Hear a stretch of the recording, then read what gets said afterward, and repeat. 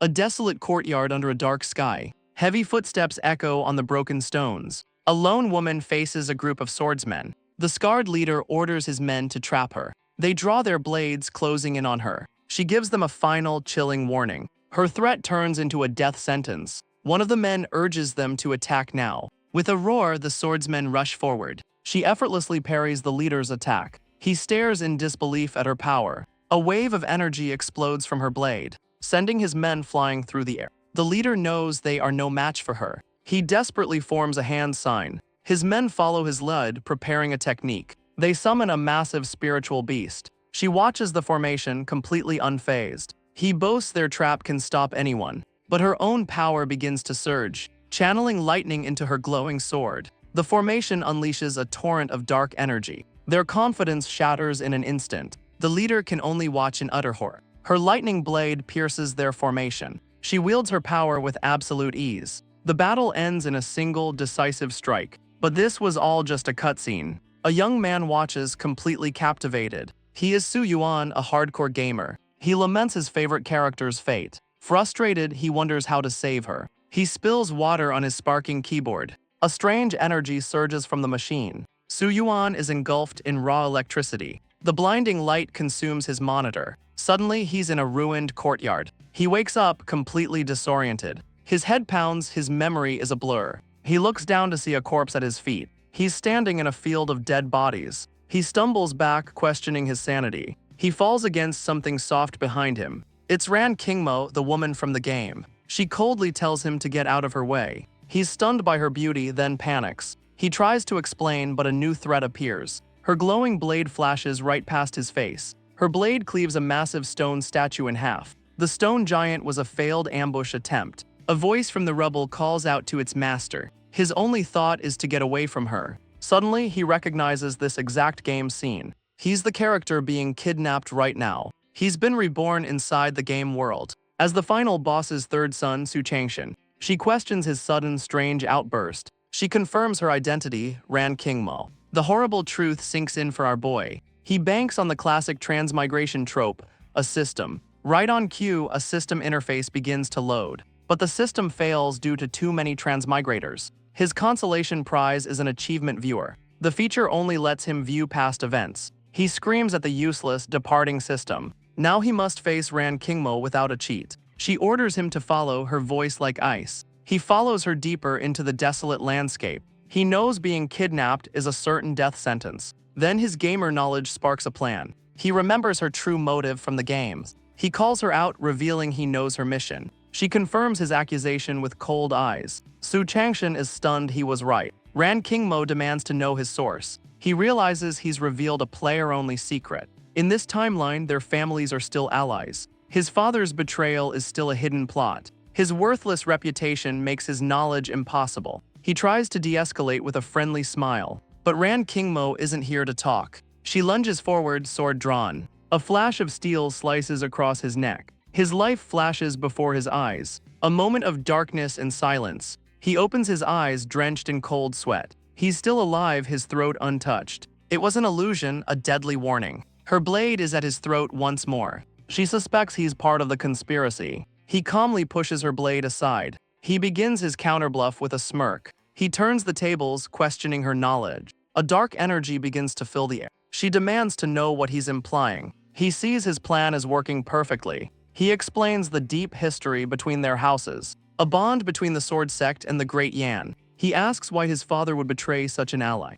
She senses his racing heart beneath the calm facade. He offers to help her if she lowers her sword. She wonders just how many secrets he's hiding. With a sharp sound, she sheathes her blade. She closes her eyes, seemingly accepting his truce. Su Changshan geeks out, amazed to see her in person. He watches as she suddenly collapses, then gets knocked out cold with a wooden stick. Ran Kingmo stands over his unconscious body. Her eyes are ice, enough talk. He wakes up inside a dark, rainy cave, thrown on the damp ground, completely disoriented. His head is pounding from the brutal blow. Across the cave, Ran Kingmo sits silently. A chilling energy radiates from her, freezing him. She looks pale, her power clearly unstable. Her entire demeanor has shifted once again. He's annoyed she's still holding that stick. A new woman enters carrying a bowl. She offers medicine to her weakened young miss. Ran Kingmo opens her eyes, exhausted but aware. Su Changshan struggles to catch his breath. He realizes this is how his character always dies. Kidnapped, knocked out, and dragged through the rain. He's shivering, anger finally boiling over. He asks if she wants him to freeze to death. She gives a deadpan shake of her head. Then help me make a fire, he screams. She has no flint, he tells her to use her chi. He knows chi is a universal energy source here. A master like her should easily create flames. She summons her power, gathering cold energy. Su Changshan stares at the floating ice crystal. She offers him the ice, asking if it will work. He explodes, demanding a bonfire, not more cold. Ran Kingmo is completely unfazed by his rage. His body is at its absolute limit. He can't hold on any longer. He collapses forward, losing consciousness, and lands right in her arms. She looks down at him, her expression unreadable. He thinks he's about to die right after arriving. This must be what dying feels like. A sweet liquid is poured into his mouth. He opens his eyes to see her saving him. He struggles, confused by her actions. He shoves her away, demanding answers. A strange warmth spreads through his body. A massive red python looms behind her, but she just offers the beast a drink. A single drop lands on its golden horn. Su Changshan looks closer at the creature. It's pinned to the ground by an ice spike. Her ice magic trapped this beast. He realizes she captured it for him. She gathers a pile of damp wood. He asks how they'll ever light it. She orders the python to breathe fire. And just like that, a bonfire roars to life. He recognizes it as a flame spirit python, a rare beast with valuable alchemical parts. Its fluid cures cold but has side effects. He realizes what she just made him drink. A sudden heat rises in his cheeks. He turns to see her taking off her robes. Panicked, he blames the aphrodisiac. The situation becomes incredibly awkward. She's just trying to dry her wet clothes. He realizes he completely misunderstood. Flustered, he decides to dry his own clothes. He approaches the massive, trapped beast. A mischievous idea forms in his mind. The captured python looks incredibly nervous. He taunts the beast, ordering it to help. But his taunt only enrages the creature. It unleashes a massive blast of fire. The attack is far stronger than he expected. Suddenly, she's there, deflecting the blast. Her ice sword holds back the inferno. With a single slash, she strikes the beast. Its massive head falls to the ground. He stares in shock, demanding to know why. He recalls the original plot. He died 9 times. Each death was unique and seemingly accidental. Drowning, falling, all disguised as accidents. But now he sees a sinister pattern. Someone wants him dead on this journey. He turns to her, his tone now serious. She calmly agrees, ready to listen. He's just relieved she's not attacking him. He lays out his proposal. They must cooperate. He knows his father's enemies want him dead. But the python's desperate attack feels wrong. She reveals his death would ruin her plans. He's stunned. She knows he has no chi. He clarifies his offer. He'll navigate, not fight. Using his system's map, he can find them shelter. He points to a location she instantly recognizes.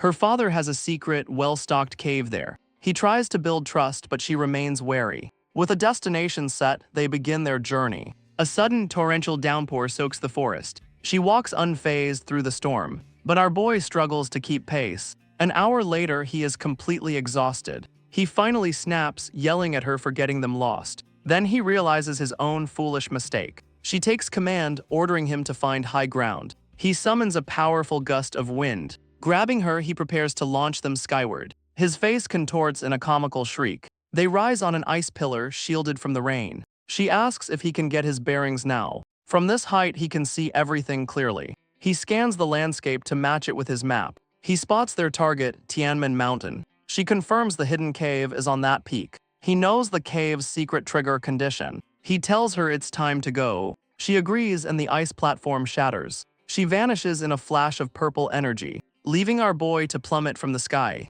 But she reappears below him in an instant. A swirl of green energy prepares to catch him. The power wraps around his falling body. She grabs him midair, breaking his fall. They slam into the ground with incredible force. Her hand firmly supports his back. The impact creates a massive crater. He's stunned by her raw power. The landing was anything but gentle. She starts walking, but he's confused. He realizes she plans to walk for 10 days. She calmly states that she cannot fly. He demands she use her skills to carry him. Her cold gaze falls upon him. A sudden chill runs down his spine. She explains his body is too weak to survive her speed. He understands her flight would tear him apart. Then he proposes a new plan. They'll find a demon beast for him to ride. A terrifying roar sends animals fleeing. He wonders what kind of beast she's hunting. The sounds of battle echo through the forest. He notes the beast's cries are fading. Then, a rustling in the bushes nearby. She returns, dragging a massive beast. The creature looks anything but cooperative, but it purrs like a kitten for her. She pulls out a club and it panics. Its terrified meows fill the air. Elsewhere, a scene of total devastation. Two mysterious figures survey the slaughter. They've tracked the kidnapper to this tragic scene. His companion asks for his assessment. The attacker used no special techniques, yet they killed a full formation in one strike. She asks if he possesses such power. He admits he couldn't destroy the statue so easily. This person might be stronger than him. The eldest young master has arrived to investigate. He sends her back to report the enemy is a grandmaster. He'll continue the hunt, believing they're slowed down. He'll leave a trail for her to follow. He leaps off, knowing he may not survive. His companion watches him go, her mission clear. Elsewhere, our heroes travel through the forest. Their tamed beast carries a strange, lumpy cushion. A cushion our boy is forced to sit on. He nervously asks if the tiger will bite. Still, he admits it beats walking himself. Suddenly, a crippling pain seizes his body. He doubles over, coughing up blood. He curses this body's hidden, fatal flaw. He collapses, falling from the beast's back. His companion shouts his name, Su Changshan. He jolts awake, completely disoriented. He finds himself back on the moving beast. They've traveled to a snowy, desolate landscape. He stumbles onto the frozen ground. He asks how long he was out, 4 days. He wonders what kind of illness this is. Perhaps he's awakened a special constitution. He gets excited, thinking his cheat has arrived. But she asks if his rejection syndrome is over. She explains how powerful souls can possess others. He realizes the original soul is fighting him. He tries to play dumb, asking what she means. She stares him down. You are not Su Changshan. Su Changshan weighs his options, admit or deny. He stays silent, caught in her gaze. He wonders what happens if he confesses. His stomach suddenly rumbles, breaking the tension. He deflects, asking if his identity matters. She stares back, completely unimpressed. She says it doesn't, but questions his ignorance. He claims to have lost most of his memories. She asks if that includes the cave dwelling. She corners him. How did he know about the sword sect? He reminds her of their deal not to pry. She brandishes a large stick, threatening him. He offers his help, but she refuses. Suddenly, their beast panics and runs. The ground trembles violently beneath them. Something enormous bursts from the frozen earth. She calmly announces its arrival. A colossal black serpent looms over them. He recognizes the beast, a 7-life python. He sees it's a powerful 6-molt python. He knows it can become human after 1 more molt. He realizes this is a future female lad. He panics, realizing the plot is going wrong. The serpent's massive tail whips toward them. The serpent's massive tail crashes down. She grabs him, asking why he's just standing there. She pulls him clear as the ground shatters. He is unceremoniously thrown out of the fight. The fleeing beast gets smacked on the head. She orders it to protect Su Changshan or else. She tosses him a talisman, telling him to escape. If it moves strangely, he must crush it. She turns to face the colossal python alone. The serpent roars for its minions to kill her. She charges forward, her sword glowing with power. Her blade slams into the serpent's armored hide. The shockwave sends the poor beast tumbling away. He shouts he'll wait for her on Tianmen Mountain. She bluntly shuts down his plan. He insists, screaming the meeting place again. After a moment, she finally agrees. She re-engages the python in a flurry of strikes, but the serpent targets the fleeing Su Changshan. A massive energy blast hurtles toward them. He screams at the beast to do something, anything. The beast bravely intercepts the deadly attack. The serpent prepares another blast, its maw glowing. From above, she dives in for a decisive blow. He realizes she was directing the python to kill him. Her blade slams down, shattering the serpent's attack. She raises her sword, unleashing a final, icy technique. The impact creates a massive, blinding explosion.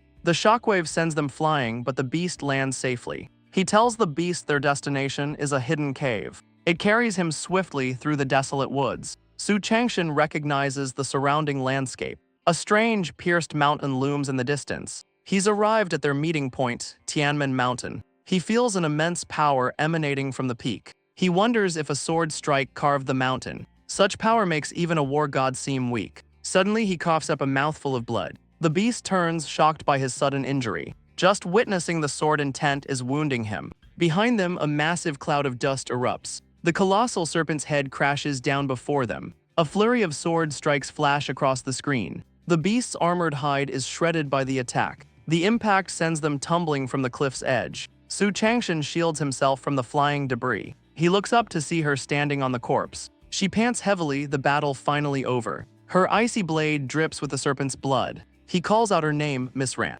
Her sword strikes something hidden in the corpse. A strange red flower bursts from the flesh. Su Changshan recognizes it instantly. It's the legendary snake heart lotus. He leaps down to claim the rare treasure. This is a priceless top-tier alchemy ingredient. It can be refined into powerful rebirth pills. This is the key to fusing his body and soul. But he's stunned. A main character just died. His presence has altered the entire plot. Now his knowledge of the future is useless. On the serpent's corpse, Miss Ran stumbles. Her strength gives out and she falls. Su Changshan lunges forward to catch her. He catches her just before she hits the ground. He cries out her name in desperation. Suddenly, two new figures arrive on the scene. They survey the massive field of ice. The man is glad he didn't face this alone. They identify the beast as a high-level demon. Only one person has this kind of power. It could only be Ran Kingmo of the Sword Sect. The woman suspects Ran Kingmo captured their target. She orders a report sent to the eldest master.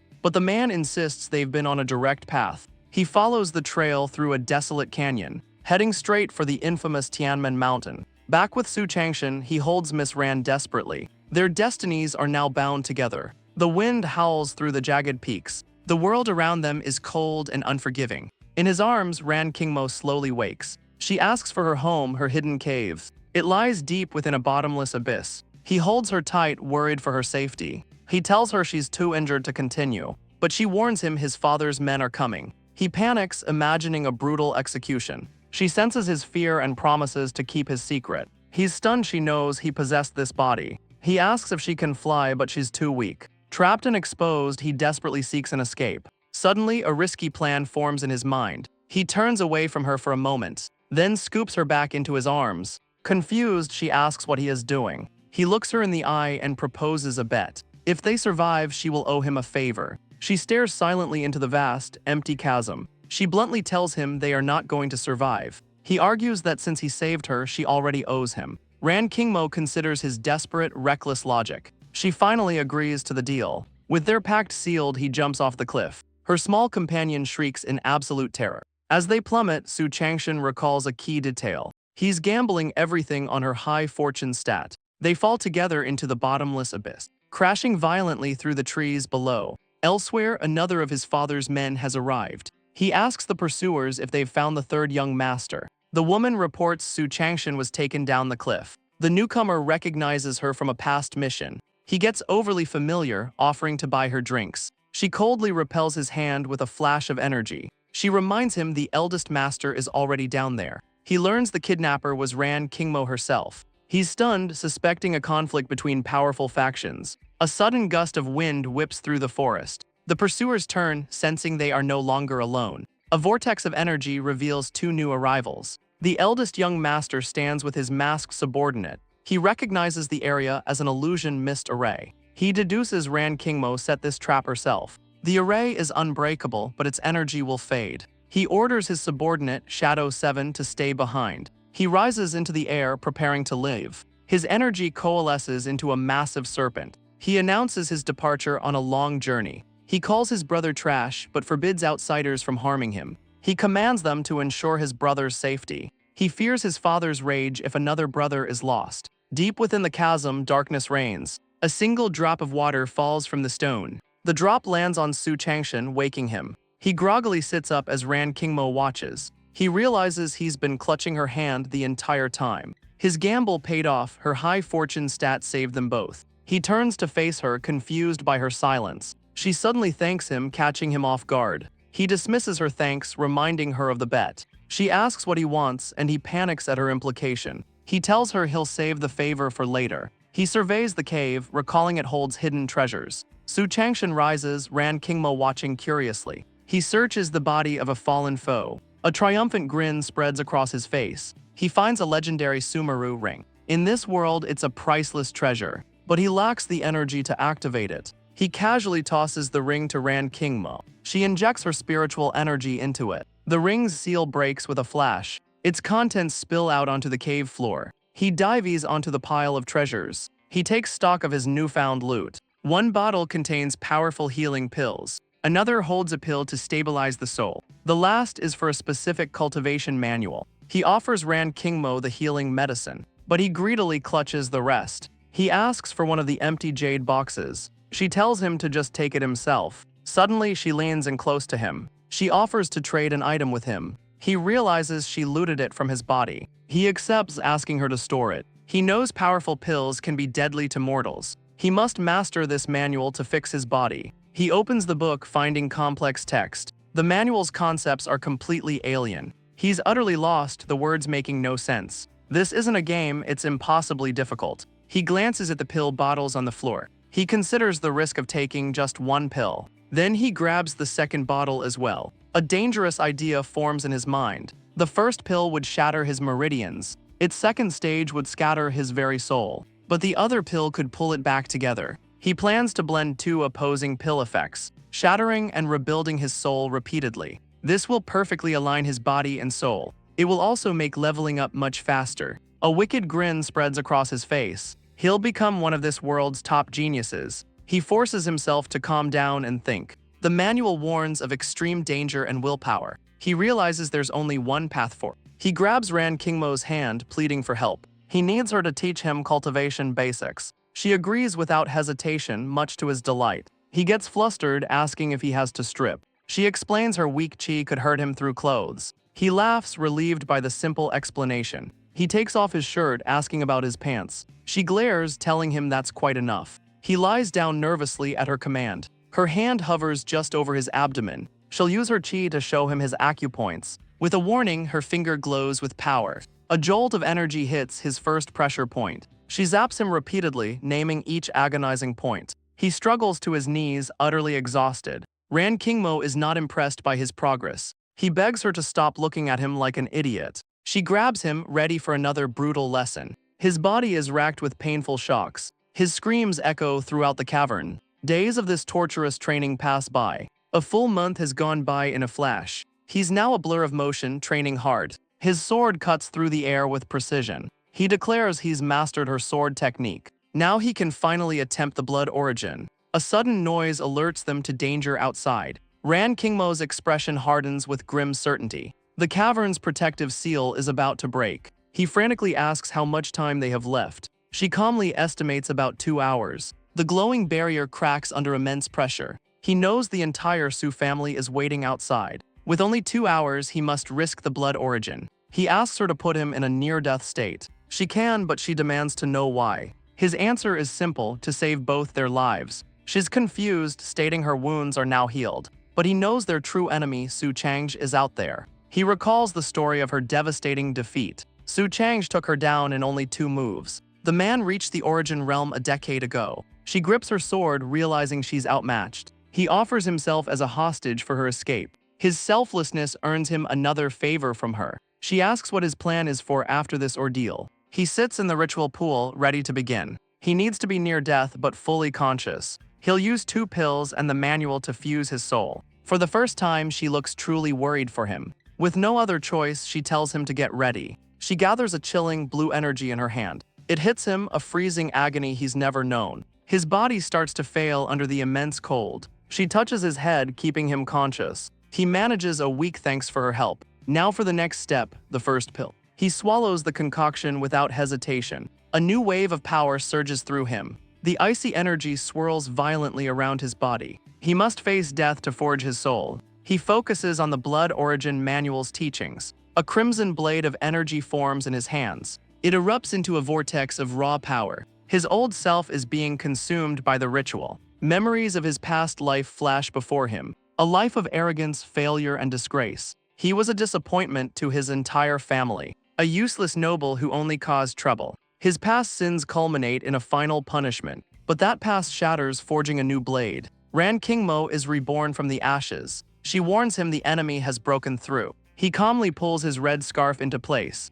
A new man stands ready for the fight. She looks at him, a question in her eyes. She introduces herself as Ran Kingmo. He smiles, already knowing her name. He is Su Chang'e, a man reborn. She confirms his soul has been successfully forged. Suddenly, the entire cavern begins to shake. Su Changshan knows his pursuers have arrived. The ceiling shatters, raining down debris. 4 figures land above, calling for Ran Kingmo. She prepares for battle, drawing her blade. But Su Changshan's hand stops her. He steps forward, telling her he'll handle this. He tells his allies that she is not an enemy. He steps out into the open to face them. A group of 4 warriors stands before him. His eyes narrow, recognizing a familiar face. He remembers the masked woman from his past defeats. She orders another warrior to retrieve Su Changshan. A crimson energy ignites in his hand. He repeats his demand, let Ran Kingmo live. She watches him protect her, stunned. Her cold expression softens with surprise. His allies question his command, but he stands firm.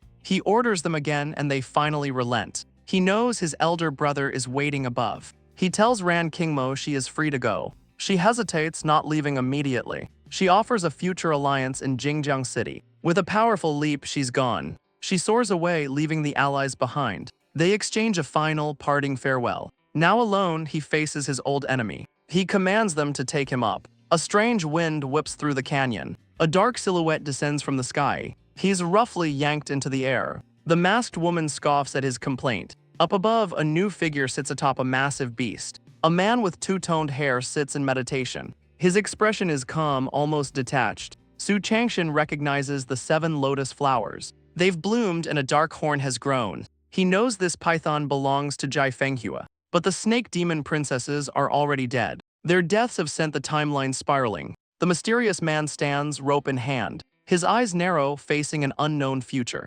Suddenly, a rope whips toward his neck. He dodges the whip, complaining about his brother's methods. He warns his brother Su Changsh to back off. But the rope whips back for another strike. He dodges again, the impact shattering the ground. Su Changsh calmly retracts the rope. He's stunned as the rope stops before him. A red aura flares as he catches the rope. He confirms the man's identity, Su Chang. His brother remains completely unfazed. He acknowledges the technique is surprisingly good. Su Changshan holds his ground, aura blazing. Su Changsh counters with a green energy technique. A powerful wind whips around Su Changshan. The immense pressure pins him in place. With a clenched fist, his brother controls the gale. The wind lifts him helplessly into the air. He demands to know what his brother is planning. A sudden dread hits him. His brother is suspicious. He asks a monk to inspect Su Changshan's body. The monk leaps down from the massive python. This monk can test if a soul matches its body. The monk's touch sends agony through him. He tries to think what the real owner would do. He grabs the monk, demanding to be released. Su Changsh tells the monk to report anything he finds. The monk says the body is fine, but there's something else. He reveals Su Changshan now has an innate Dao body. Su Changsh is completely shocked by this news. He immediately kicks his brother in the stomach. The blow sends Su Changshan flying across the ground. He vows revenge once his cultivation catches up. His brother just gives a cold, condescending smile. He calls Su Changshan a useless waste. He warns him not to get arrogant over a bit of luck. Su Changshan seethes, powerless for now. A shadow falls over them as a giant bird descends. It lands with a ground-shaking thud. The massive creature carries a pagoda on its back. Su Changsh tells him to get on, unimpressed by his shock. The bird's eye glares with ancient intelligence. Their retinue begins boarding the flying structure. With a powerful beat of its wings, they take flight. The pagoda soars through the desolate sky. Inside, Su Changshan confronts his brother's intense stare. He recalls a key detail from a previous timeline. In that future, a woman named Jai Fenghua defeated his brother.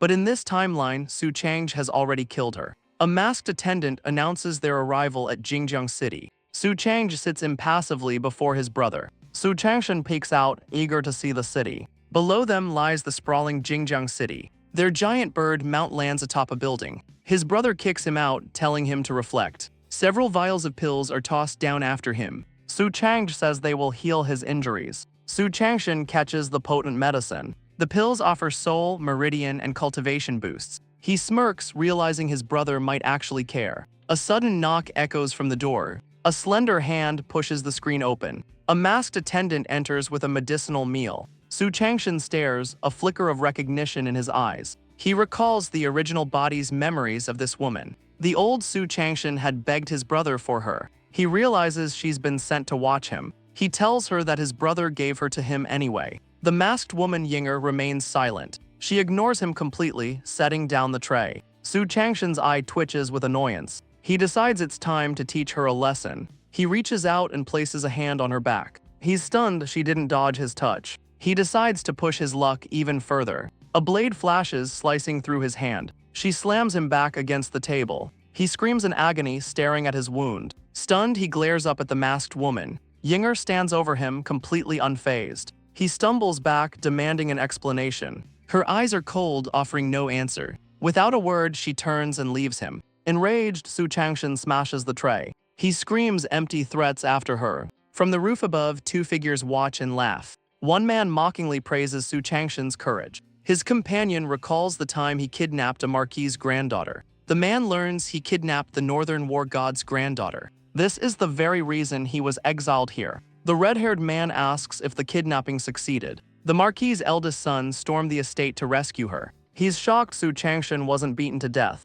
His older brother was home, unaware of the girl's identity. The timing seems far too convenient to be a coincidence. The original Su Changshan claimed he was set up but couldn't remember who. The man suspects a memory interference technique, but he questions why a grandmaster also can't remember. A cold wind blows across the city rooftops. The black-haired man admits he can't remember either. They suspect a powerful master, but even shadow guards found nothing. For now, their task is to teach Su Changshan how to cultivate. The scene shifts to the bustling, drunken, immortal tower. Inside, veiled women greet the evening's clientele. A cup is slammed down in a fit of rage. A drunk scholar rants about Su Changshan's undeserved hero's welcome. His friends try to quiet him, but he shouts he's not drunk. He accuses the Prime Minister of treason and Su Changshan of being a beast. A friend nervously warns him about the Secret Investigations Bureau. He dares them to come, as a shadowy figure offers to make the call. The entire room falls into a dead, terrified silence.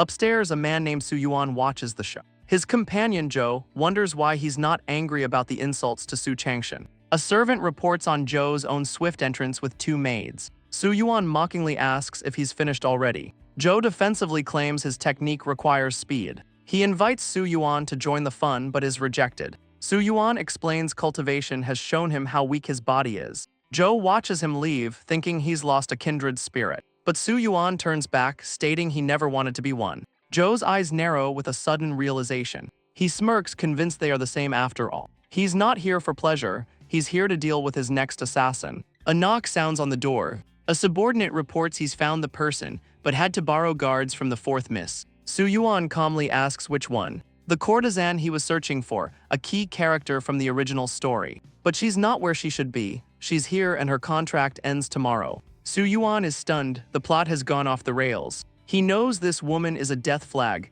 meant to cause a fatal clash with the protagonist. He tried to avoid her, but she followed him, forcing the confrontation. He asks how long she's been here, over half a month. His eyes narrow, addressing his subordinate. He gave the order 20 days ago. Why is the news so late? The man, Zhu Yang, admits his incompetence. He bows, awaiting his master's judgment. Su Yuan's hand tightens, crushing his cup. Zhu Yang knows the power gap is immense. He couldn't even scratch his master. Su Yuan notes his sister values this man, a young talent with potential. Zhu Yang watches his master, waiting. Su Yuan decides to test him. A surprise attack should be enough to injure him. He must establish his authority. Suddenly, Zhou Chen appears behind Zhu Yang. He silently warns Su Yuan not to, but a hand flashes out, striking Zhu Yang. The force of the blow shakes the celestial tower. Zhou Chen scoffs at the fallen guard's insolence. He asks Su Yuan for the sentence, maim or kill. Su Yuan stares back, assessing the situation. He asks why Zhou Chen intervened on his behalf. Zhou Chen claims he's just repaying a month of hospitality, but he presses the question again. Su Yuan realizes this is a test of his character. He walks past, recalling his original's violent nature. He gives a simple order, get him out of my sight. Zhu Yang begs, citing the Prime Minister's rules. Zhou Chen smiles. The rules don't apply to the third young master. A silent rooftop signals the end. Zhou Chen warns of trouble with the fourth miss. But Su Yuan erupts, calling her a worthless stray. Zhou Chen watches his master's outburst carefully. The mood shifts as a new performance begins. The famous Zhe and Zihua sisters take the stage. Zhou Chen is completely infatuated with the dancers. He suggests Su Yuan should call them over. Su Yuan is disgusted by his guard's lack of shame. Zhou Chen makes a crude joke, annoying Su Yuan further. Su Yuan decides to get back to business. Zhou Chen offers to help him with his cultivation. The offer catches Su Yuan completely off guard. Zhou Chen explains his technique can gather qi for him. He eagerly asks if the third young master wants his help. Su Yuan considers, then declines the offer. Instead, he's going downstairs to find the madam. He reveals the courtesan of the year is being bought out. A woman's voice greets him from a lower floor. The madam of the tower asks what brings him here. Zhou Chen is flustered, but Su Yuan is all business. Our boy gets right to the point, stating his demands. His first demand, send the dancers to the top floor. The madam hesitates, citing her daughter's wishes. A flicker in her eyes reveals her calculation. But for him, she'll break the rules and arrange it.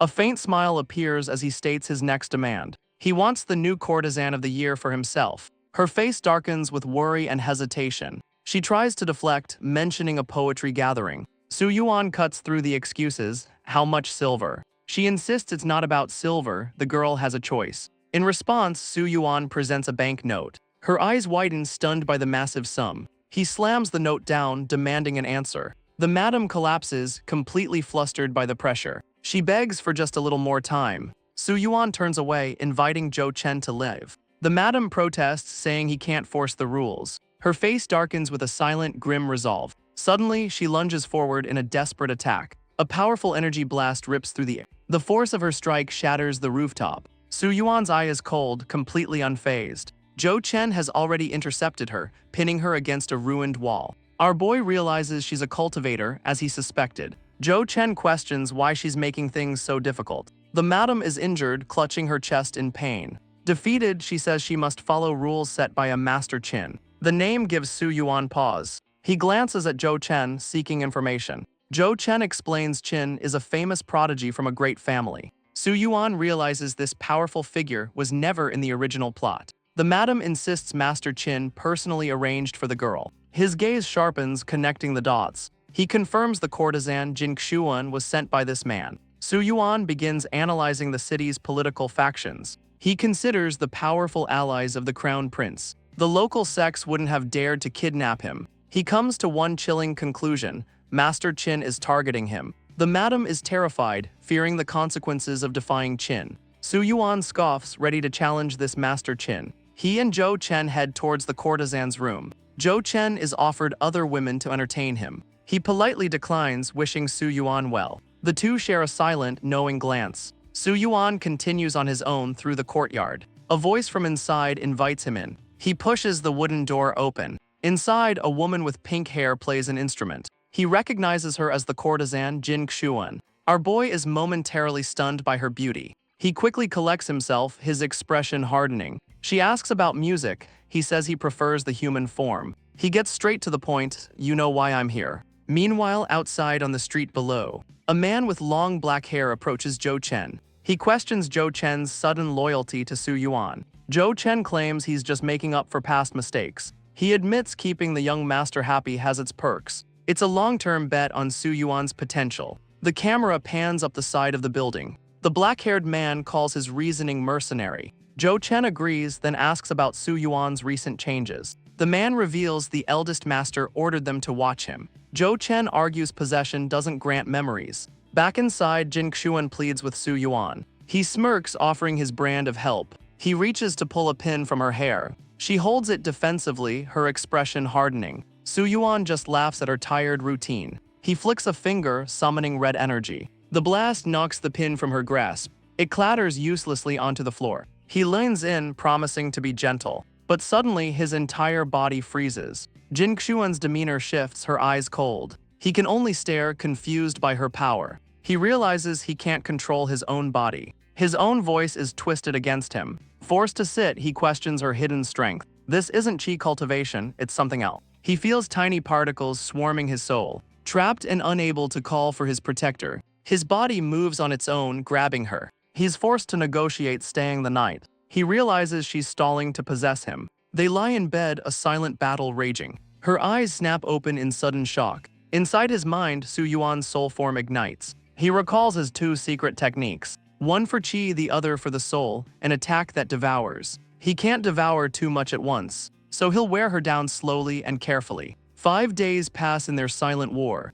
Jin Xuan wakes feeling weak and exhausted. She asks what he's done to her body. Su Yuan plays innocent, but his plan is working perfectly. She complains of being sore every single morning. He slyly offers to give her a massage. but she slaps his hand away instantly. She calls him a pervert for his morning routine. Claiming illness, she asks to leave for treatment. He knows it's a lie, she's trying to run. But then he feels a pull on his soul. He's shocked her technique also devours. It's an ultimatum, let her go or they both die. But her soul particles are different, they disintegrate. He smirks, refusing to let her leave so easily. The dispersed energy is actually easier for him to absorb. He offers to accompany her, calling her bluff. If this is her only trick, he's done playing games. She raises a hand, trying to stop his advance. He shoves her hand aside with ease. She challenges him one last time, but Su Yuan is done playing her games. Inside their minds, his soul power erupts. Her own soul form trembles in shock. She tries to bargain, but it's too late. His energy surges forward, ready to devour. He scoffs at her futile resistance. He reveals his true power, a 9th grade soul master. She begs him to stop, her will breaking. In the real world, she collapses unconscious. Su Yuan lets out a long, tired breath. He turns and calls for someone named Yinger. He scolds her for just standing by. He's furious she let him be controlled for 5 days. He yells at the empty doorway to come out. A hand cautiously peeks from behind the screen. A masked woman appears, reporting the girl has no cultivation. Su Yuan realizes her power is purely soul-based. Suddenly, another man is in the room. He didn't sense his presence at all. The man introduces himself as Sima Yu. Su Yuan acknowledges him with a silent nod. Sima Yu confirms the soul attack, but says she's not a soul cultivator. Sima Yu insists the woman is just an ordinary person. Su Yuan is furious, she nearly brainwashed him. The man dismisses it as a special physique. Just then, another subordinate enters the room. He carries a second unconscious woman inside. He explains he captured her in advance for Su Yuan. The masked woman scoffs at his blatant bootlicking. Su Yuan asks Mr. Zhou to explain the physique. Zhou brings up a monster from Su Yuan's past. A memory of the 7 life pythons surfaces. Its power was an innate talent, not cultivation. Su Yuan asks what physique can control another's body. Zhou reveals she has a charm demon soul physique. A system window explains its terrifying power. It's a perfect match for a corrupt cultivation path. Su Yuan orders Zhou to report this to Su Chang. He then asks about the other captured woman. Zhou confirms she never saw his face. Su Yuan devises a plan to set a trap. Zhou realizes the fascination pill is a drug. Su Yuan tells him to make the scene look authentic. Zhou's eyes narrow with understanding. He warns Su Yuan to avoid physical contact with her. The more he touches her, the easier he'll be controlled. Su Yuan is flustered by the warning. The plan is now in motion. He orders his subordinate to wake Su Jingxuan. The masked woman walks toward the captive. She prepares a special vial to rouse her. A pink mist brings the woman to consciousness. Su Yuan's face darkens, lost in a memory. He recalls slapping the same subordinate before. A foolish move he instantly regretted. Mr. Zhou remembers the incident with a sigh. Su Yuan's hand had swelled with painful thorns. He grimaces, reliving the stinging lesson. Zhou struggles to contain his laughter. Just then, Su Jingxuan's eyes snap open. She rises, facing her captor with a cold stare. Su Yuan calmly explains he's found her a doctor. He invites her to return to his estate. Later, a carriage procession moves through the city. The Prime Minister's banner draws a crowd. 2 men in the street watch it pass. A newcomer named Qin seems particularly interested. His companion offers to introduce him to the estate. He thanks Qin for saving him on a trading trip, but Qin feels a strange sensation in his chest. A woman offers a warm welcome for the night, but Qin clarifies he's looking for someone. He's here to see Miss Jingxuan to settle a bet. He promised to bring back a demon core for her. His companion is stunned by the 7th grade core, but he delivers some terrible news about Jingxuan. Qin demands to know what he means. His friend points to the Prime Minister's carriage. The 3rd young master has taken her away. Suddenly, a guard on horseback looms over them. Qin's face hardens, recognizing the estate's men. The red-haired guard glares down, having overheard everything. His eyes gleam with a cruel amusement. He points a finger toward the carriage. Qin clenches his fist, his worst fears confirmed. The guard laughs mockingly as he rides on. He tells Mr. Zhou he was just teasing some admirers. Inside, Su Yuan notes Jingxuan's popularity while reading. But the official bulletin seems strangely peaceful. Only a small section mentions the northern war. A memory flashes of a massive northern stronghold. Hanbei City is the only defense against the barbarians. Su Yuan worries that the crucial fortress is falling. He tells Zhou that he can't ignore this news. Zhou notes Su Yuan's concern for the northern frontier. Su Yuan's interest is piqued by the internal bulletins. He realizes the public bulletins are heavily censored. Joe says the news office only reports good news. Su Yuan presses him for details on the chaos. Joe explains that Su Yuan is sheltered from the truth. He saw demon beasts devouring people on his journey. Su Yuan demands to know why the authorities do nothing. He urges Joe to speak without holding back. The grim reason: the court has run out of money. Su Yuan is stunned by this revelation. He asks if corruption is the cause, but it's more. The real problem, Joe explains, is the sex. He lists the drunken immortal tout, the Xioxiang Pavilion, the Eastern-based market, and even the farmlands outside the city. All of it belongs to the sects, and these powerful sects don't pay any taxes. His father tried to change this but was blocked. The pieces of the political puzzle fall into place. The carriage rumbles on, carrying heavy secrets. He turns, realizing Jingxuan heard everything. She confirms she heard it all, looking somber. He considers her dangerous charm physique a power too risky to test on himself. He turns to Jingxuan, probing her past. She recounts being saved by Master Qin, a memory of ruin and a shadowy rescuer. Su Yuan scoffs at the classic tragic backstory. He feigns sympathy for her painful past. Then he offers to help her get revenge. She insists her vengeance is already complete. Su Yuan's eyes gleam with understanding. Her sudden shock confirms his theory. She begs him not to make wild guesses, but he knows he's hooked her. He asks a simple, devastating question. Her silence is the only answer he needs. He's stunned his wild shot hit the truth. She deflects, but her eyes betray her. He lays out the grim possibility. Master Qin didn't rescue her, he found her. He suggests Qin killed her family for her power. The accusation hangs heavy in the air. She defends her master's honor fiercely. Su Yuan presses on her sisterly bond. He asks if Qin would rescue her from execution. She claims she dislikes fighting and never cultivated. Su Yuan points out the obvious contradiction.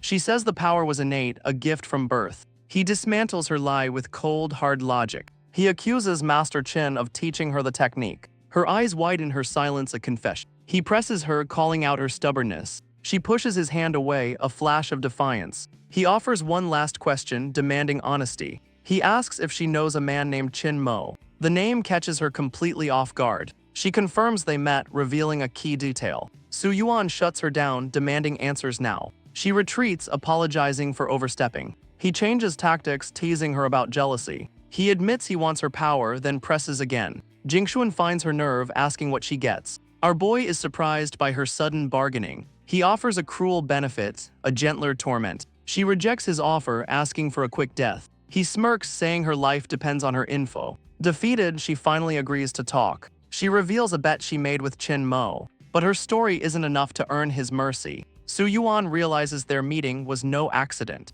She reveals Qin Mo's clue, Burial Village. He knows the village from the game's story. Its elders were like family to the protagonist. But in truth, they were notorious retired killers. His own father led the slaughter of the village. Only one boy survived the massacre. That boy was Qin Mo, fueling his revenge. He must find Qin Mo before he becomes a threat. He narrows Qin Mo's path to 3 options. First, a hero who powers up when wounded. Second, the path with a powerful spirit mentor. Third, a forbidden demonic cultivation path. He admits only Su Chang'e could kill that Qin Mo. He looks at her, asking why she's so afraid. She admits his family's reputation is terrifying. So why, he asks, did she dare approach him? Her gaze hardens with unspoken resolve. He offers safety for one last answer, Qin Mo's goal. Jingxuan looks away, her silence telling. With a pained smile, she says she doesn't know. That was the wrong answer. They arrive at the imposing Su Manor. Her fate is now sealed within his home.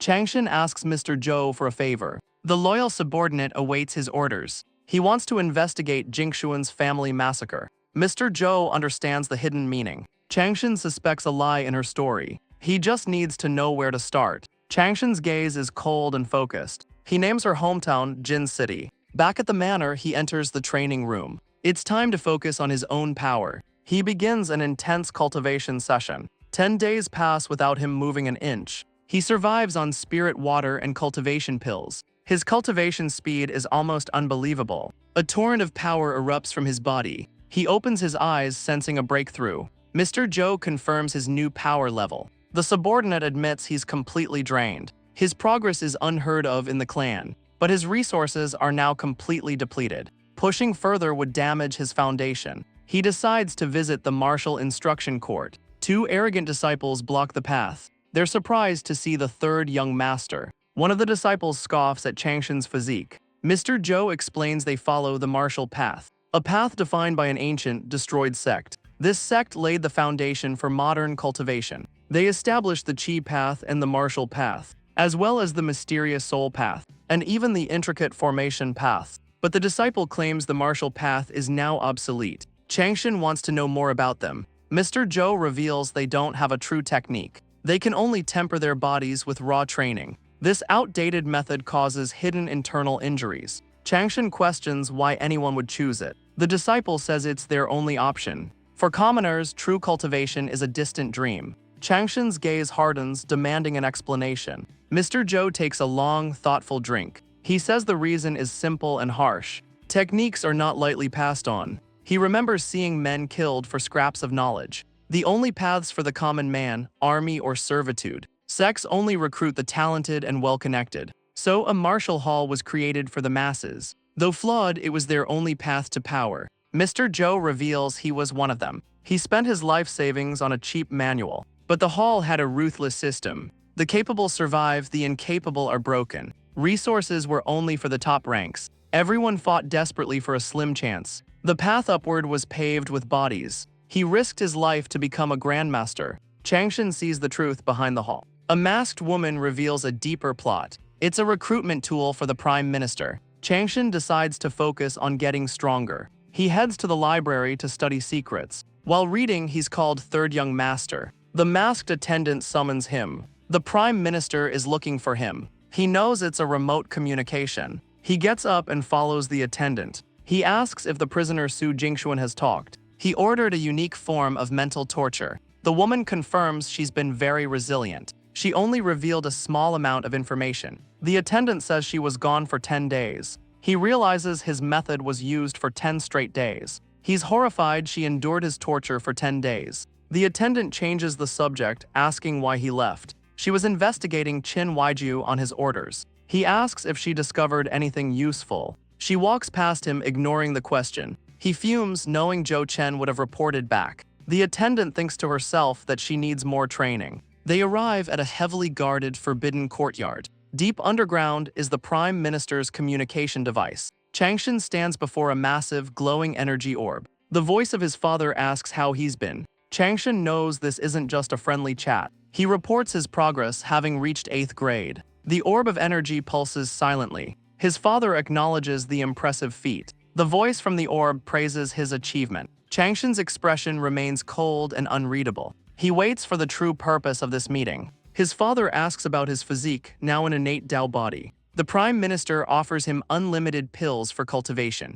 Changshin credits Mr. Zhou's technique for his speed. His father agrees and says he'll handle Zhou Chen. Changshin seizes the moment to ask about Qin Waiju. The Prime Minister's face appears, amused by his interest. His father delegates the explanation to his brother. Changshin realizes his brother was listening in. The scene shifts to the Prime Minister's estate. A heavy door swings open. Inside, his father and brother sit before the orb. The Prime Minister Su Yinhe watches silently. His brother Chang'e begins to explain their history. He mentions a conference from 13 years ago. Changshin impatiently cuts him off again. Annoyed, Chang'e reveals Qin Waiju is from the sect world. Changshin demands he get to the point. His brother coldly tells him to shut his mouth. Changshin mocks him, saying it's common knowledge. He taunts his brother about an upcoming trip. Chang'e explains the Tianyuan conference is a warlord meeting. He reveals Qin Waiju survived his sword arts. Changshin connects the dots about their family's influence. He changes the subject, asking about Burial Village.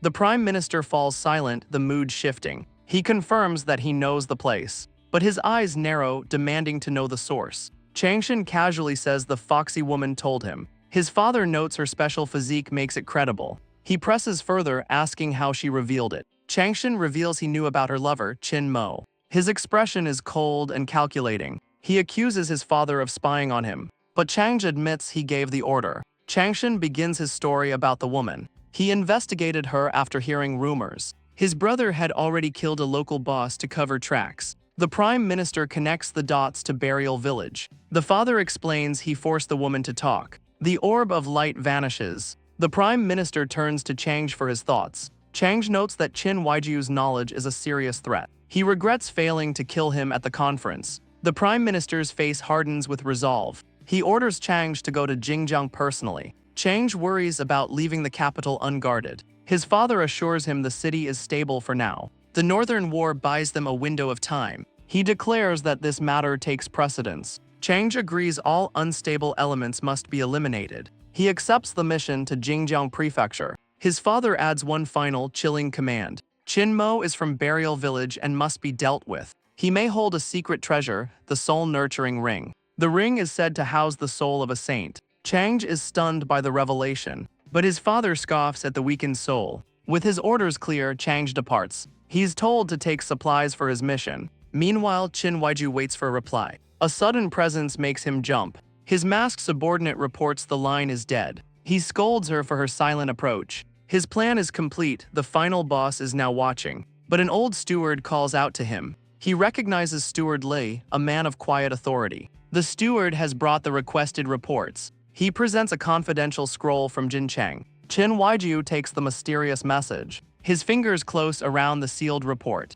He senses a strange energy, a kind of lock. The steward warns it will self-destruct if forced. But the old man is merely a courier. He turns to his subordinate with a command. She takes the scroll, ready to break the seal. A flash of energy erupts from the lock. He playfully tosses the open scroll at her. After reading, he prepares for his father's orders. The old steward awaits his master's orders. Qin Huaiju asks about his search for Qin Mo. The steward nervously confirms he knows of it. He reports that they found their target, but Qin Huaijiu's patience is already wearing thin. He asks if his men took action. The steward explains the target fled, forcing a confrontation. He shamefully admits their target escaped. Qin Huaijiu demands a full, detailed report. The guards were outmatched and the target vanished. They eventually tracked him to Changhong Valley. But the man's power was overwhelming. He slaughtered the entire squad, save for one survivor. Qin Huaijiu quietly processes the failure. He asks why stronger guards weren't sent. The steward explains he lacks the authority. No one knew this beast could fight above his rank. But he assures him the valley is now sealed. Qin Huaijiu scoffs at the foolish plan. He knows this is a classic protagonist power-up. Inside the valley, Qin Mo will level up. In the original story, he would wait at the exit, and the powered-up hero would kill him. He gives a new command, recall the guards. Qin Huaijiu repeats his order with cold fury. The terrified steward scrambles to obey his master. Alone again, Qin Huaijiu sighs in frustration. He knows ambushing the powered-up hero is suicide, unless he can get help from Ran Kingmo. He could use a favor to seal the valley's exit, but for now, that's just a fantasy. He walks with his guard Yinger, asking about a captive. Yinger reports the woman's mind seems broken. She just huddles in a corner, completely silent. Qin Huaijiu reflects on his cruel, mind-breaking punishment. Yinger adds that the woman's physique caused her immense pain. She twisted and struggled until she was exhausted. His guard is strangely impressed by his methods. She reported it to a Lady Lu Jai for a reward. He curses the name of the venomous Lu Jai. He can't believe he's being rewarded for torture. The reward will be delivered by Lu Jai herself. That thought brings back unpleasant memories. He tells his guard to refuse the reward for him. Changing the subject, he asks for the captive's location. He heads toward the North Garden area. Down a dark hall, the woman waits. He enters the room, standing over his prisoner. Qin Huaijiu sighs, looking down at his captive. The woman Su Jingshuan stares back in terror. A memory flashes, being carried down dark stairs. In the present, he's holding her hand. He mockingly asks if she's been sleeping well. She calls him a devil begging for death. He taunts her for not letting go. She immediately rips her hand away. Su Jingshuan stumbles back, trembling in fear. He knows her reaction is completely justified. The silent torture would drive anyone to despair. She collapses to the floor, utterly broken. He feels he's being unfairly cast as the villain. He sighs, gently wiping away a tear. He tells her to stop resisting and follow him. Meanwhile, at the desolate Changhong Valley, a hero approaches a secret realm's entrance. The young man stands before the dark cave. Inside, hulking monsters with blue flames stir. He complains to an unseen, old man. A voice explains the monsters are corrupted beasts. The hero is not thrilled about the danger. The voice says corrupted mortals are easier prey. To save his love, he must take this risk. The spirit warns that killing the master invites a blood feud. But the hero owes Miss Su his life. The old man suggests a much cruder, simpler solution. He reveals Su Jingxuan has a special charm physique. The hero asks about the strange ghosts. He tells the lonely spirit to get to the point. The spirit explains their origin, the great wilderness. The hero's eyes narrow with grim focus. The spirit describes the world's dangerous borders. Our boy is shocked by the wilderness's reputation. The spirit reminds him these ghosts breach this very realm. A terrifying glimpse of a true strange ghost. Back at the captor's dilapidated hideouts, a meal has been prepared for Su Jingxuan. She eats with solemn, silent dignity. Qin Huaijiu mocks her grim determination. He knows she's too loyal to betray her love. She looks up, catching his gaze. He awkwardly offers her a handkerchief. He tosses the folded cloth towards her. It lands gently in her lap. He assures her that it's clean. She silently dabs her mouth with it. He realizes he gave her the used one by mistake. He laughs, claiming it was just a joke. She asks Su Changshan if mocking her is amusing. His smile vanishes, replaced by a cold glare. He admits he would much rather kill her. She calls his bluff, telling him to do it.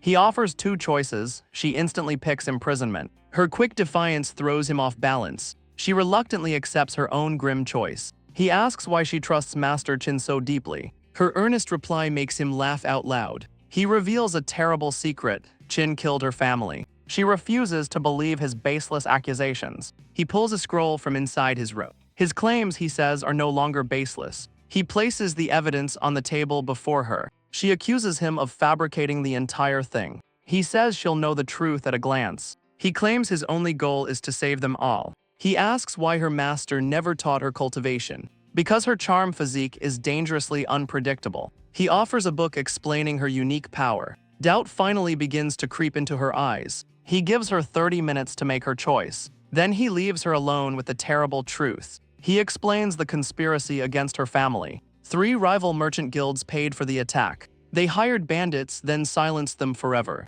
The guilds then seized her family's assets. With all witnesses dead, the case went cold. Master Qin covered his tracks almost perfectly. But years later, the stolen assets resurfaced. They were traced to the Konghua Merchant Guild, a guild secretly controlled by Master Qin's own sect. Half an hour passes in heavy silence. Su Changshan steps back into the room. He finds her still sitting, lost in thought. She demands hard evidence of Qin's connection. In response, he summons a mountain of ledgers. She stares, stunned by the sheer volume of proof. He calmly sits down and pours himself some tea. These are a dozen years of the guild's secret accounts. She realizes faking this much data is impossible. Her hand trembles as she touches the books. He even offers the guild's official, fake ledgers. The overwhelming evidence shatters her denial. He leans in close, a triumphant smirk on his face. He just wants to eliminate her every doubt. The choice, he says, is now hers to make. Her world has been completely shattered. He leaves her to process the terrible truth. He knows a seed of doubt has been planted.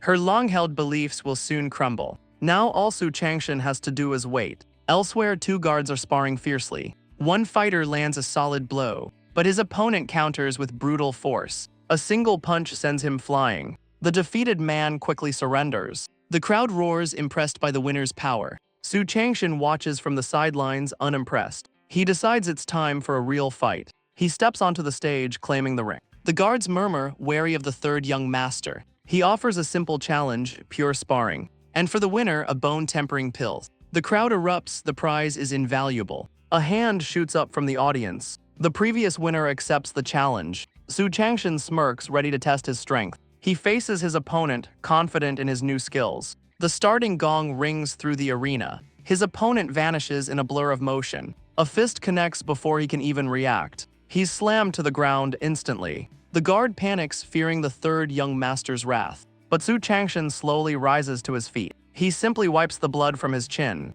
He honors the deal, tossing the pill to the victor. Then with a smirk he asks, who's next? The other guards murmur, eyeing the potential prize. Soon, hands shoot up across the crowd. A new challenger eagerly steps forward. Half a month passes in a blur of battles. The daily sparring has taken its toll on everyone. Su Changshan faces yet another opponent. He takes a brutal punch to the jaw, followed by another staggering blow. Day after day, he endures the beatings. But this time, something is different. He unleashes a torrent of red energy. The force sends his opponent flying, smashing him against the arena wall. The guard struggles to his feet, defeat. He bows his head and admits his loss. Su Changshan stands victorious for the first time. He won by relying on his powerful new core. A guard reports that the challenger held nothing back. Su Changshan still honors the deal, rewarding the loser. He winces, feeling the sting of his injuries. His attendant observes the guards are getting bolder. He knows his wins are from raw power, not skill.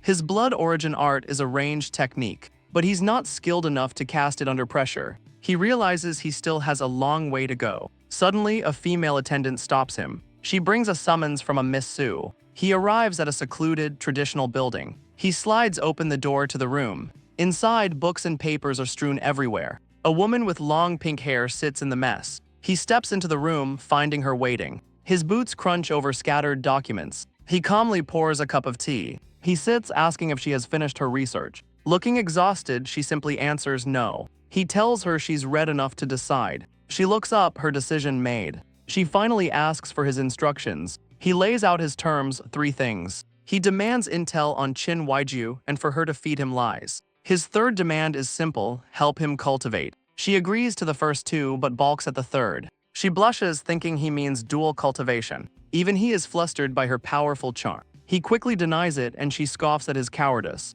He grits his teeth, annoyed by her tough talk. She pours tea, getting down to business. She sees his true goal, using her soul seeds for his art. Her bewitching soul seeds are unlike any other. They can regenerate with enough resources, a fact he already knew from her research. She realizes he wants to use her as a cauldron. She reminds him he tried to control her mind, but he helped her uncover a painful truth. He frames it as a fair trade for his help. She calls him the most shameless man she's ever met. Su Changshan just smirks, taking the compliment. He asks if he's wrong about any of it. Defeated, she admits she never planned to refuse. He offers her a bottle of soul-nourishing pills. She's stunned to see rare soul-purifying pills. He claims he's never stingy with his own people. And a prisoner, he says, is one of his people. With the deal set, he tells her to come to his room tonight. He needs a professional to extract intel. Su Changshan calmly considers his options. Qin Huaiju might have overheard some secrets, but the real plan is to feed her lies and ensure her downfall. Later, at the martial arts training ground, Su Changshan spars with a disciple. He easily blocks a flurry of strikes. The disciple presses his attack relentlessly. Su Changshan weaves through the blows. His infinite heart demon incantation activates. A red energy shield materializes instantly. The blood mirror, a powerful defensive art. But his opponent is far from done. He leaps forward for another attack. Su Changshan summons a wall of shields. The disciple's attacks are completely neutralized. He finally feels like a true cultivator. Enraged, the disciple's eyes glow red. He unleashes a powerful martial technique. The onlookers are horrified by his audacity. From the sidelines, a new fighter watches. Su Changshan braces for the impact. The disciple lunges, aiming a final blow. His fist smashes into the unbreakable shield. Victorious, Su Changshan challenges the crowd. He needs to master his arts before facing Qin Mo. Suddenly, a masked woman appears. He recognizes Yinger, who offers a reward. She approaches with a secret technique from Lady Lu Jai. He takes the book, surprised by her speed. She reports the eldest young master will arrive soon. The eldest young master is a formidable swordsman. Su Changshan plans to use his brother against Qin Mo. She disappears in a flash, much to his annoyance. He notes Su Jingshuan has been watching him daily. She silently observes him, then leaves. He follows her across a bridge. He finally calls out to her. She turns, questioning his approach. He cancels their nightly session. His expression is uncharacteristically serious. He recalls their silent, nightly soul refining. Their routine was simple: enter, refine, and leave. He tells her she needs to rest and recover. He asks her to stop calling him young master. She agrees, sensing there's more to this. He asks why she watches him train. He presses, asking how he compares to Qin Mo. Su Jingshuan considers his question seriously. A slight, knowing smile crosses her face. She asks him directly, "Are you jealous?" She gives her honest assessment of Qin Mo. If they fought now, he'd die in a single blow. Su Changshan is shocked by her brutal honesty, but he admits it makes sense for the protagonist. She's surprised by his calm acceptance. He already knew Qin Mo killed 2 of his family's experts, and that was when he was only at the 8th grade. She confirms that even then, Qin Mo could have killed him. He wouldn't be able to handle one of his killing moves. Su Changshan asks about this ultimate technique. She demonstrates with a simple hand gesture. He stares, completely underwhelmed. He scoffs that every basic sword style does that. It's not the slash, she says, it's his speed. He dismisses it as a simple dash skill. but Chin Mo covers 10 meters in an instant. He moves like a phantom, cutting down enemies. Su Changshan knows that speed is for grandmasters. He presses her for more details. She explains it's like he teleports mid-movement. He blurts out what sounds like a game command. He recognizes the move from a video game, a bug exploit for a long-distance charge. He questions if iframes exist in the real world, but in the story it was a secret art, a technique that marked Chin Mo for death. Su Changshan simply says he understands. Su Jingxuan is stunned by his quick acceptance. He trusts her because she's his subordinate now. His words seem to affect her deeply. She reveals the technique has a major drawback. It left him vulnerable after every single use. Su Changshan figures it's the price for such power. He then asks why she's so focused on Chin Mo. She deflects, saying he'll meet him soon enough. He presses her for an explanation. She pulls out a small, rolled scroll. A message reveals Chin Mo is on the move. The Prime Minister's son wants him lured out. He realizes this was the original villain's trap. Su Jingxuan was a plant from the start. His first mission, kill the protagonist, but he starts to connect the dots. The goal isn't for him to win the fight. It's for him to be killed by Chin Mo. Su Changshan's expression hardens with understanding. He asks what she told the Prime Minister's son. Only surface details, not the village's destruction. The villain's grand plan is now obvious. He wants to turn Chin Mo's powerful allies against him. A brilliant move to recruit a hidden force, but the entire plan is based on a fatal flaw. The villain is fighting shadows that no longer exist. Su Changshan reaches into his robes. He pulls out a small blue book. He offers it to a stunned Su Jingxuan. It's the secret manual for her soul cultivation. She can't believe he's just giving it to her. Her composure is completely shattered. He sees no reason to hold it back. She asks if he isn't afraid of betrayal. He explains it's a mutually beneficial arrangement. Unlike their old master, he offers the complete art. He calls it an investment in her future potential, and a show of faith in her character. She accepts the manual with trembling hands. She vows to repay this incredible favor. A new bond of loyalty is forged. He moves on to his next meeting. Su Changshan addresses his next contact, Aunt Lu. A woman with purple hair teases him playfully. He confirms he gave the manual to Su Jingxuan. She complains about the manual's exorbitant price. She refuses to pay the greedy Chamber of Commerce. He quickly agrees that she's right. Pleased, she offers him any favor in return. But he only wants information on Qin Huaijiu. She teases him, demanding he call her big sister. Seeing his stony silence, she quickly relents. She was planning to discuss this with him anyway. She asks if he can truly part with Su Jingxuan. Su Changshan doesn't understand her question. Aunt Lu plans to use her as an undercover agent. A dangerous mission that could get her killed. She asks if there's a bigger fish behind Qin Huaijiu. She reveals her guards suspect a hidden mastermind. The capital is a web of conspiracies. So she asks again, can he sacrifice his new ally? He answers without hesitation, of course. Aunt Lu reveals Su Jingxuan has already agreed. This news clearly catches him off guard, but he argues she's not suited for spy work. Aunt Lu simply says those things can be trained. She offers to have her guard train him. Aunt Lu urges him to ask Su Jingxuan himself.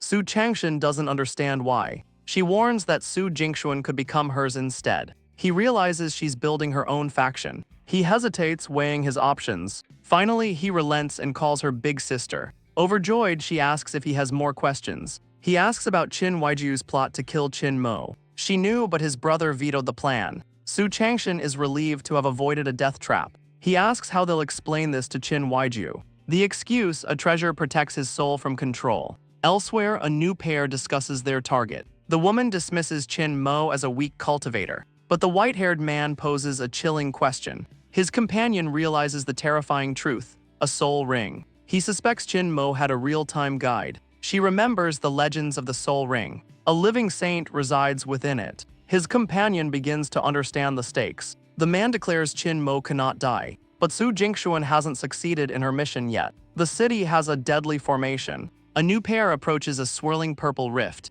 The white-haired man places his trust in her. His companion gathers energy at her fingertip. She unleashes a blast of turquoise power, carving a path through the chaotic energy. They step through the portal into another realm. Inside, monstrous beasts stand guard. Qin Huaijiu questions the strange fog around them. His companion explains it's a void rift. A corrupting force taints everything in this space. He realizes this realm is infested with strange ghosts. She asks if they should destroy it or retreat. If these beasts escape, an entire city will fall. Qin Huaijiu decides to leave the realm intact. He believes a treasure lies hidden within. They agree to search for 3 days. Elsewhere, someone sneezes loudly. Outside the valley, Qin Mo feels uneasy. A voice teases him about his worries for Su Jingxuan. The spirit of his master finally awakens. The old man argues he's earned the title. Qin Mo heads back towards Jingjiang City for a rescue. His master warns of the city's powerful defenses, but Qin Mo is determined to save Jingxuan.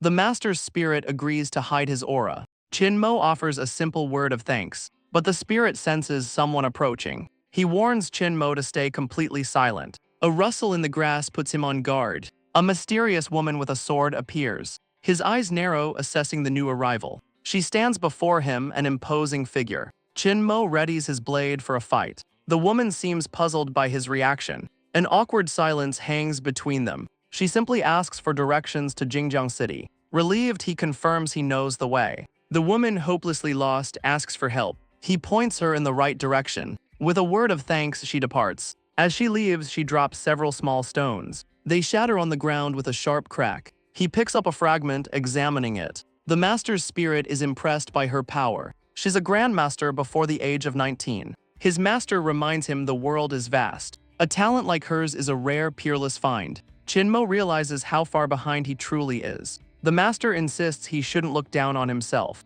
Qin Mo barely acknowledges the encouragement. The spirit asks why he didn't join the girl. He admits he felt a deep sense of danger. His master questions this as she seemed harmless. He can't explain it, just a gut feeling. The scene shifts to a towering library pavilion. Inside, a red-haired man studies the world's lore. He reads an internal report, seeing how bad it is. Years ago, a great marquis held the border secure, but his recall plunged the border into chaos. Ancient laws state sects must protect the people. They must also provide disciples for the army. But over 1,000 years, the laws were corrupted. Now the border armies are fractured factions. He flips a page and something clicks. He sees an illustration of the barbarians. They aren't human. He pulls a chronicle from the shelf. The text confirms they are a non-human race. An intelligent, humanoid monster race bred for war. He never cared about this in his past life. He now understands why no one romanced them. He slams the battle report onto the floor. Time to check the latest reports from the front.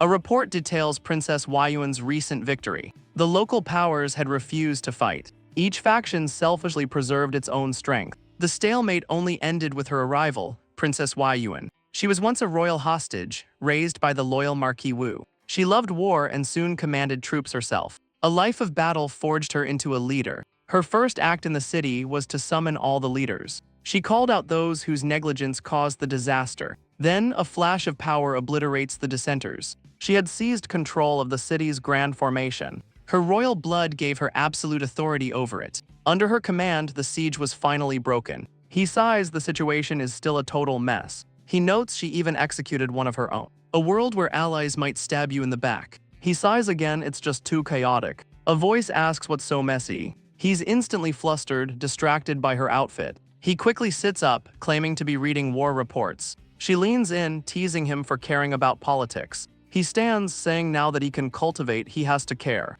She smirks, reminding him of his own advice. Someone told her to take initiative, so she did. He realizes the power he gave her is growing fast. He tries to dismiss her, telling her to return at night. She lets out a small, amused laugh. She teases him, asking what difference the time of day makes. He's completely flustered, calling her an enchantress. Giving in, he agrees to go with her. As they walk, he says he needs to discuss something. The Blackscale guards suspect Qin Huaijiu has a backer. They want her to return to his side as a spy. She asks if her opinion on the matter even counts. He immediately tells her that of course it does. Forcing her into this would only backfire. He asks her what she truly wants to do.